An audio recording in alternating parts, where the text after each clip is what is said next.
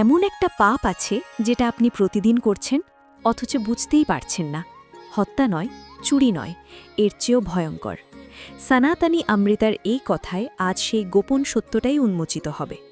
কলিযুগ শুনলেই মনে হয় অন্ধকার, পতন, ধ্বংস। কিন্তু একটু থামুন, চারপাশে তাকান। প্রযুক্তি এত উন্নত, মানুষ শিক্ষিত, বাড়ি সুন্দর, গাড়ি ঝকঝকে, জামা কাপড় দামি। বাইরে থেকে সবকিছু দেখলে মনে হয় এ তো স্বর্গ। কিন্তু ভেতরে অস্থিরতা, ভেতরে ভয়, ভেতরে একটা শূন্যতা, যেটা কোনো টাকা দিয়ে, কোনো সম্পর্ক দিয়ে, কোনো খ্যাতি দিয়ে পূরণ হচ্ছে না। শাস্ত্র এই যুগকে বলেছে বিভ্রান্তির যুগ, ধর্মের অবক্ষয়ের যুগ। শ্রীমদ্ ভাগবত পুরাণ সরাসরি সতর্ক করেছে, কলিযুগে মানুষের আয়ু কমবে, ধৈর্য হারাবে, স্মৃতি দুর্বল হবে, ধর্মবোধ ক্ষীণ হয়ে আসবে। মানুষ বাহ্যিক জৌলুসকেই ধর্ম ভাববে, কিন্তু অন্তরে ভক্তির চিহ্নমাত্র থাকবে না। তাহলে প্রশ্ন উঠে আসে, এই যুগের আসল পাপটা ঠিক কোথায় লুকিয়ে? হত্যা, চুরি, প্রতারণা? না, এগুলো পাপ বটে, কিন্তু সবচেয়ে বড় পাপ সেটা এর চেয়েও গভীর, এর চেয়েও সূক্ষ্ম, এর চেয়েও ধ্বংসকারী। শ্রীমদ্ ভাগবত গীতা একটা কথা বারবার বলেছে, পাপের মূল বাহ্যিক কর্মে নয়, পাপের মূল আমাদের চেতনায়। যখন মানুষ নিজের প্রকৃত স্বরূপ ভুলে যায়, ভগবানের সঙ্গে যে চিরন্তন সম্পর্ক সেটা ভুলে যায়, ঠিক তখনই প্রকৃত পাপের সূচনা ঘটে। কলিযুগের সবচেয়ে বড় পাপ ভগবানকে ভুলে যাওয়া। এই কথাটা সহজ শোনাচ্ছে, তাই না? মনে হচ্ছে আমি তো ভুলিনি, আমি তো পূজা করি, মন্দিরে যাই। একটু অপেক্ষা করুন, পুরোটা শুনুন, তারপর নিজেই বুঝবেন আপনিও এই পাপে জড়িয়ে আছেন কিনা। ভগবানকে ভুলে যাবার মানে কি শুধু পূজা না করা? না, ভগবানকে ভুলে যাবার মানে হল নিজেকে কেন্দ্র করে বাঁচতে শুরু করা। আমি কর্তা, আমি নিয়ন্ত্রক, আমার বুদ্ধিতে সব চলে, আমার ছাড়া কিছু হয় না। চিনতে পারছেন এই মানসিকতাটা? এখান থেকেই অহংকারের জন্ম। আর অহংকার হলো সেই কালো পর্দা যেটা আত্মার আলোকে ঢেকে দেয়, সম্পূর্ণ ঢেকে দেয়। যখন মানুষ ভাবে আমিই সর্বশক্তিমান, তখন সে অন্যকে তুচ্ছ মনে করে। অন্যের কষ্ট তার চোখে পড়ে না। নিজের লাভের জন্য পাশের মানুষটাকে ক্ষতি করতে একটুও দ্বিধা হয় না। দেখুন চারপাশে, পরিবার ভাঙছে কেন? সম্পর্ক নষ্ট হচ্ছে কেন? ভাই ভাইয়ের শত্রু, বাবা ছেলে আলাদা, স্বামী স্ত্রীর মধ্যে আস্থার লেশমাত্র নেই। কারণ প্রত্যেকে শুধু নিজের স্বার্থটাকেই বড় করে দেখছে। প্রত্যেকে ভাবছে আমার কত হলো, আমি কত পেলাম। গীতা কিন্তু বলেছিল, মানুষের প্রকৃত পরিচয় এই শরীর নয়, এই শরীর ক্ষণস্থায়ী আবরণ মাত্র, আসল পরিচয় আত্মা। কিন্তু কলিযুগের মানুষ কি করছে? শরীরকেই সব ভাবছে, অর্থের পেছনে ছুটছে, সৌন্দর্যের পেছনে ছুটছে, খ্যাতির পেছনে দৌড়াচ্ছে, আর আত্মাকে একেবারে উপেক্ষা করছে। এই আত্ম অবজ্ঞাটাই পাপের গভীরতম রূপ। কারণ আত্মাকে ভুললে মানুষ কখনো, কোনোদিন, কোনোভাবে প্রকৃত শান্তি পায় না। কিন্তু শুধু আত্মার কথা ভুললেই তো সব শেষ নয়। আর একটা ভয়ঙ্কর পাপ কলিযুগ জন্ম দিয়েছে, ভক্তিকে অবহেলা করা। অনেকেই আজ হাসে, ভগবানের নাম জপ ওসব পুরনো দিনের ব্যাপার, আমরা আধুনিক মানুষ। কিন্তু শাস্ত্র কি বলে জানেন? এই কলিযুগে ভগবানের নামই একমাত্র আশ্রয়, একমাত্র, অন্য কোনো পথ নেই। যখন কেউ নাম জপকে উপহাস করে, ভক্তদের তুচ্ছ জ্ঞান করে, সে নিজের অজান্তেই এমন এক গুরুতর পাপে ডুবে যাচ্ছে যেটা থেকে ওঠা কঠিন। ভক্তি হলো আত্মার খাদ্য। শরীরকে খাবার না দিলে যেমন শুকিয়ে যায়, ঠিক তেমনি ভক্তি ছাড়া আত্মা শুকিয়ে মরে। বাইরে থেকে মানুষটা হয়তো দিব্যি আছে, কিন্তু ভেতরে ফাঁকা, ভেতরে শুষ্ক মরুভূমি। আর কলিযুগ এখানেই থামেনি। সত্য বলা, যেটা একসময় স্বাভাবিক ছিল, মানুষের শ্বাস প্রশ্বাসের মতো ছিল, সেটাই আজ কঠিনতম কাজ হয়ে দাঁড়িয়েছে। ব্যবসায় মিথ্যা, সম্পর্কে মিথ্যা, এমনকি নিজের সঙ্গেও মিথ্যা। মিথ্যার জাল এমনভাবে জড়িয়ে ধরেছে যে মানুষ আর বুঝতেই পারছে না কোথায় সত্য, কোথায় মিথ্যা। গীতা স্পষ্ট ভাষায় বলেছে, সত্যই ধর্মের ভিত্তি। যখন সেই ভিত্তি নড়ে যায়, ধর্ম ভেঙে পড়ে। তাই মিথ্যায় ভরা জীবনযাপনও একটা গভীর পাপ, যদিও সমাজ এটাকে আর পাপ বলে গণ্যই করে না। আরও একটা ভয়াবহ পাপ আজকের যুগে ছড়িয়ে পড়েছে, হিংসা। না, শুধু শারীরিক হিংসার কথা বলছি না, মানসিক হিংসা, ঈর্ষা, কুৎসা রটানো, পেছনে গিয়ে কারো চরিত্র হনন করা, অন্যের উন্নতি দেখে ভেতরে জ্বলে যাওয়া। কলিযুগের মানুষ অন্যের সাফল্যে আনন্দিত হতে ভুলে গেছে। পাশের বাড়ির ছেলে ভালো চাকরি পেলে মনটা কেমন হয় সত্যি বলুন তো?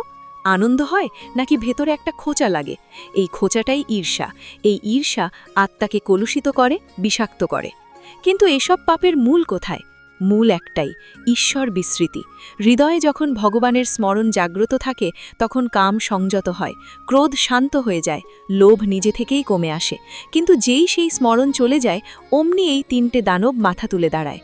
মানুষ আজ নিজের সুখের জন্য অন্যের ক্ষতি করতে একটুও দ্বিধা করে না, কিন্তু সত্যিকারের সুখ কি কখনো অন্যকে কষ্ট দিয়ে আসে? গীতা বলেছে, প্রকৃত সুখ হল আত্মিক আনন্দ, যা ভগবানের সঙ্গে সংযোগ থেকে জন্মায়। বাহ্যিক আনন্দকে সুখ ভেবে ভুল করছে কলিযুগের মানুষ, আর এই ভুল ধারণাই তাকে পাপের অতলে টেনে নিয়ে যাচ্ছে। সবচেয়ে বড় পাপের আরেকটা মুখ আছে, যেটা দেখতে খুব সুন্দর কিন্তু ভেতরে বিষ। সেটা হলো কৃত্রিমতা। মানুষ নিজের আসল রূপ লুকিয়ে একটা মুখোশ পরে চলে, সমাজের সামনে একরকম, একান্তে আর একরকম। এই ভেতর বাইরের অসামঞ্জস্য আত্মাকে ক্লান্ত করে দেয়। প্রকৃত মুক্তি আসে সরলতায়। গীতা শিখিয়েছে, যে হৃদয় সরল সেই হৃদয়েই ভগবান বাস করেন। কিন্তু কলিযুগের মানুষ সরলতাকে দুর্বলতা মনে করে।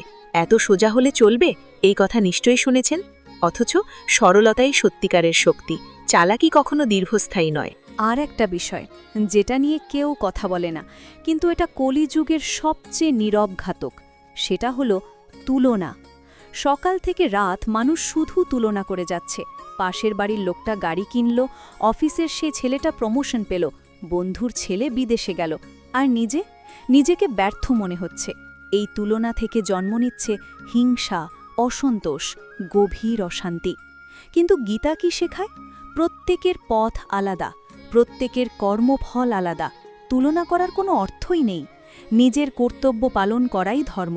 অন্যের দিকে তাকিয়ে নিজের পথ থেকে সরে গেলে সেটাই সবচেয়ে বড় ভুল। কলিযুগে মানুষের মন এতটাই চঞ্চল হয়ে গেছে, ভগবানের নাম জপ করতে বসলেই মন পালায়, এদিক ওদিক ছুটে যায়। কাল অফিসে কি হবে, ওই লোকটা কি বলল, ব্যাংকে কত টাকা আছে, নাম জপের মাঝেও এই চিন্তার ঝড়। কিন্তু এই অস্থির মনকে নিয়ন্ত্রণ না করার প্রবণতাও এক ধরনের পাপ, কারণ মনকে শুদ্ধ না করলে জীবনের দিশা হারিয়ে যায়। গীতা একটা অসাধারণ কথা বলেছে, মনই বন্ধু, মনই শত্রু। যে মনকে জয় করতে পারে তার কাছে এই মন পরম মিত্র, আর যে পারে না তার নিজের মনই তার সবচেয়ে বড় শত্রু। শুনুন, ভক্তি মানে কি এটা একটু পরিষ্কার করা দরকার, কারণ কলিযুগে ভক্তির অর্থটাই বিকৃত হয়ে গেছে। ভক্তি মানে শুধু গান গাওয়া নয়, শুধু প্রার্থনা নয়, শুধু মন্দিরে যাওয়া নয়। ভক্তি মানে প্রতিটি কাজে ভগবানের উপস্থিতি অনুভব করা। কর্মক্ষেত্রে সততা, সেটাও ভক্তি। পরিবারে স্নেহ, সেটাও ভক্তি। সমাজের প্রতি দায়িত্ব পালন, সেটাও ভক্তি। কিন্তু মানুষ কি করেছে? ভক্তিকে জীবনের বাকি অংশ থেকে আলাদা করে ফেলেছে। সকালে পূজা করো, তারপর সারাদিন যা খুশি তাই করো। এই বিচ্ছিন্নতাই মানুষকে দ্বৈত জীবনে ঠেলে দিচ্ছে। একদিকে ধর্মীয় পরিচয়, অন্যদিকে অসৎ আচরণ। মানুষ আজ নিজের পরিচয়ও ভুলে গেছে।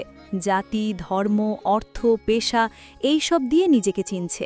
কিন্তু গীতা বলেছে, আমরা সবাই আত্মা, ভগবানের অংশ। এই সার্বজনীন দৃষ্টিভঙ্গি যখন হারিয়ে যায়, তখন বিভেদ জন্মায়।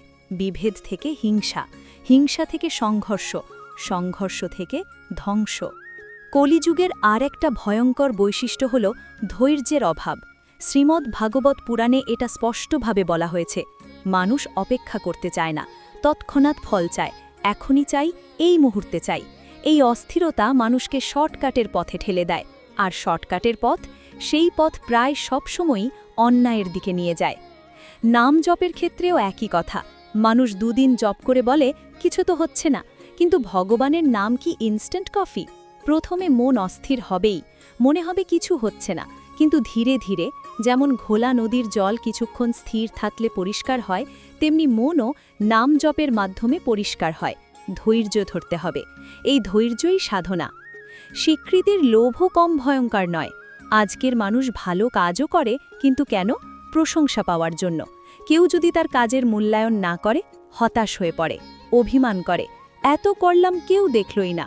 কিন্তু প্রকৃত ভক্তি নিঃশব্দ, সেটা প্রদর্শনের জন্য নয়, আত্মার তৃপ্তির জন্য। ভক্তি যখন প্রদর্শনীর বস্তু হয়ে যায়, তার পবিত্রতা সেই মুহূর্তেই শেষ। ভয়ের কথা বলি, কলিযুগে মানুষ ভয়ে সত্য বলে না, ভয়ে অন্যায়ের প্রতিবাদ করে না, ভয়ে নিজের ধর্মচর্চাটুকুও লুকিয়ে রাখে। লোকে কি বলবে, এই ভয় আত্মবিশ্বাসকে খেয়ে ফেলে। কিন্তু যে ভগবানের ওপর আস্থা রাখে তার হৃদয়ে ভয় কমে যায়, কারণ সে জানে সে একা নয়, একটা শক্তি তার পাশে আছে। সেই শক্তি তাকে ধরে রাখবে যতই ঝড় আসুক। গীতা সমতার কথা বলেছে, সুখে দুঃখে লাভে ক্ষতিতে জয়ে পরাজয়ে সমভাব। কিন্তু কলিযুগের মানুষ জড়মে বাস করে, হয় প্রচণ্ড আনন্দ, নয় গভীর হতাশা। এই ওঠানামা মনকে এতটাই অস্থির করে তোলে যে সে আর সঠিক সিদ্ধান্ত নিতে পারে না। ভুল সিদ্ধান্ত থেকে ভুল কাজ থেকে পাপ, এই চক্র চলতেই থাকে। কর্মফলের কথা বলি, এটা কলিযুগের মানুষ একেবারেই ভুলে গেছে। সেভাবে চালাকি করে বেঁচে গেলাম, কিন্তু প্রকৃতির নিয়ম কখনো ভুল হয় না। কর্মের ফল দেরিতে আসতে পারে, কিন্তু আসবেই। প্রতিটি কর্মের হিসেব রাখা হচ্ছে, এটা বিশ্বাস করুন বা না করুন, সত্য বদলায় না। তাই সবচেয়ে বড় পাপ আসলে অজ্ঞতা, নিজের প্রকৃত পরিচয় না জানা, জীবনের লক্ষ্য না বোঝা। আমরা কে, কেন এসেছি, কোথায় যাব, এই প্রশ্নগুলো ভুলে যাওয়াই সবচেয়ে গাঢ় অন্ধকার। আর এই অন্ধকার থেকেই একের পর এক ভুলের জন্ম হয়। কিন্তু অজ্ঞতা দূর করার উপায় আছে, দুটো পথ, জ্ঞান আর ভক্তি। এই দুটো পরস্পরকে সম্পূর্ণ করে। জ্ঞান বোঝায় আমরা আত্মা, ভগবানের অংশ। ভক্তি সেই সম্পর্ক অনুভব করায়। দুয়ের সমন্বয়েই পাপ থেকে মুক্তি সম্ভব। এখন প্রশ্ন, এত অন্ধকারের মধ্যে আশা কোথায়? আশা আছে, প্রবল আশা আছে। এটাই কলিযুগের সবচেয়ে বড় বিশেষত্ব, যেটা অনেকেই জানে না। শাস্ত্র বলেছে কলিযুগে পাপ বেশি ঠিকই, কিন্তু ভগবানের কৃপাও সবচেয়ে সহজলভ্য। অন্য যুগে কঠিন তপস্যা লাগত, দীর্ঘ ধ্যান লাগত, বছরের পর বছর যজ্ঞ করতে হতো। কিন্তু এই যুগে আন্তরিকভাবে একবার ভগবানের নাম মুখে নিলেই হৃদয়ে পরিবর্তন শুরু হয়। শ্রীমদ্ ভাগবত পুরাণ বারবার স্মরণ করিয়ে দিয়েছে, কলিযুগে একমাত্র আশ্রয় নাম সংকীর্তন। নামের মধ্যেই তার শক্তি নিহিত। নামের সঙ্গে সংযোগ মানেই তার সঙ্গলাভ। আর জানেন সবচেয়ে সুন্দর কথাটা কি? ভগবান কখনো কাউকে ত্যাগ করেন না। আমরা তাকে ভুলে যাই, কিন্তু তিনি আমাদের ভুলে যান না। তিনি অপেক্ষা করেন, ধৈর্য ধরে অপেক্ষা করেন। আমরা যতই দূরে চলে যাই, তিনি একটু ফিরে তাকালেই 2 হাত বাড়িয়ে দেন। গীতার শেষ অধ্যায়ে ভগবান শ্রীকৃষ্ণ একটা চূড়ান্ত আহ্বান জানিয়েছেন, সব ধর্ম ত্যাগ করে কেবল আমার শরণ নাও। এই আহ্বান বাহ্যিক ধর্মত্যাগের কথা নয়, এটা অহংকার ত্যাগের কথা, আমি কর্তা এই ভ্রমকে ত্যাগের কথা। মানুষ যতক্ষণ নিজেকে কর্তা মনে করবে ততক্ষণ অস্থির থাকবে, কিন্তু যেই সে বুঝবে আমি সেবক, তিনি কর্তা, সেই মুহূর্তে হৃদয় শান্ত হয়ে যাবে, সিদ্ধান্ত পরিষ্কার হবে, অন্যায়ের বিরুদ্ধে দাঁড়ানোর সাহস আসবে। ভক্তি মানে দুর্বলতা, এই ধারণা কলিযুগের সবচেয়ে বড় মিথ্যা। ভক্তি মানে শক্তি। যে মানুষ ভগবানের ওপর নির্ভর করে সে অন্তরে দৃঢ়, তার জীবন সৎ, তার চোখে আলো আছে। কলিযুগের সবচেয়ে বড় পাপ যদি হয় ঈশ্বর বিস্মৃতি, তাহলে সবচেয়ে বড় পুণ্য হল ঈশ্বর স্মরণ। এই স্মরণই অন্ধকার দূর করে। যেমন সূর্য উঠলে অন্ধকার নিজে থেকেই পালায়, তেমনি ভগবানের নাম হৃদয়ে জাগলে পাপীর প্রবণতা দুর্বল হয়ে পড়ে। তাহলে আজ থেকেই শুরু করুন, বড় কিছু নয়, ছোট ছোট পদক্ষেপ। মিথ্যার বদলে সত্য, ক্রোধের বদলে ক্ষমা, লোভের বদলে সন্তুষ্টি, অহংকারের বদলে নম্রতা। প্রতিদিন কয়েক মুহূর্ত নীরবে বসে ভগবানের নাম স্মরণ করুন, নিজের ভুল স্বীকার করুন, সংশোধনের চেষ্টা করুন। ধীরে ধীরে দেখবেন অন্তর বদলাচ্ছে, মন শান্ত হচ্ছে, চিন্তা পরিষ্কার হচ্ছে, সিদ্ধান্ত সৎ হচ্ছে। আর এই পরিবর্তন শুধু আপনার মধ্যে সীমাবদ্ধ থাকবে না, আপনার চারপাশের মানুষকেও স্পর্শ করবে। একটা প্রদীপ যেমন আর একটা প্রদীপ জ্বালাতে পারে, তেমনি একটা শুদ্ধ হৃদয় বহু হৃদয়কে অনুপ্রাণিত করতে পারে। সমাজ বদলাতে গেলে আগে নিজেকে বদলাতে হবে, এটাই প্রকৃত বিপ্লব। রাস্তায় নেমে স্লোগান দেওয়া নয়, নিজের হৃদয়ে আলো জ্বালানোই সবচেয়ে বড় বিপ্লব। পাপ আমাদের শত্রু, এটা সত্য, কিন্তু আমরা চিরকাল পাপী নই, এটাও সত্য। আমরা ভগবানের সন্তান। ভুল হতে পারে, পতন হতে পারে, কিন্তু ফিরে আসার পথ সবসময় খোলা। সেই পথের নাম ভক্তি। সনাতনী অমৃতর এই কথা আজ যদি আপনার হৃদয়ে একটুখানি নাড়া দিয়ে থাকে, একটুখানি আলো জ্বালাতে পেরে থাকে, তাহলে এই প্রয়াসটা সার্থক। নিয়মিত এমন আধ্যাত্মিক কথা শুনতে, নিজের জীবনকে ভক্তির পথে এগিয়ে নিতে সনাতনী অমৃতর সঙ্গে যুক্ত থাকুন। জীবন ক্ষণসারী, আজ জানিয়ে এত অহংকার, শরীর, সম্পদ, যশ, একদিন সব জ্বলে যাবে, কিছুই থাকবে না। শুধু থাকবে আমাদের কর্ম আর চেতনা। তাই প্রশ্ন করুন নিজেকে, আমি কি সঞ্চয় করছি, পাপ না পুণ্য, অন্ধকার না আলো? কলিযুগের অন্ধকার যতই ঘন হোক, একটা প্রদীপই যথেষ্ট সেই অন্ধকার ভেদ করতে। সেই প্রদীপ হল ভক্তি, আর সেই প্রদীপ জ্বালানোর দায়িত্ব আপনার হাতে, আমার হাতে, আমাদের প্রত্যেকের হাতে। মনে রাখবেন, আমরা এই শরীর নই, আমরা চিরন্তন আত্মা, পরমেশ্বরের অংশ। যেদিন এই উপলব্ধি হৃদয়ে স্থায়ী হবে, সেদিন কলিযুগের সবচেয়ে বড় পাপ থেকে মুক্তির দ্বার আপনা আপনি খুলে যাবে। আর সেই দ্বার দিয়ে প্রবেশ করলে জীবন ভরে উঠবে শান্তিতে, সাহসে, করুণায়। হরে কৃষ্ণ।